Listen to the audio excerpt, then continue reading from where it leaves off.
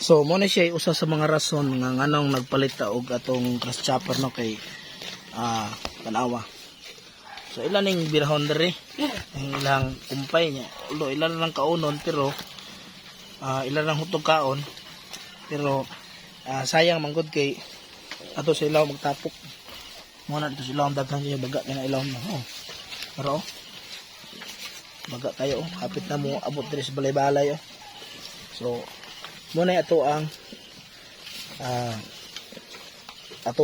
pangtangon nga naman kana siya mga cost na tanan nganong cost na siya tanan kay magbayad man ta og pakumpay ano tong kandingan and then inana ka sayang ang mga kumpay nga masayang no ma-waste.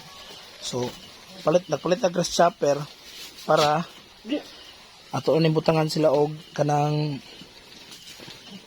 container diri nga pinikas and then tanan nga kumpay nila atong i-chop shred para ikaon nila dito na nila og kaon di na nila masayang-sayang kay inana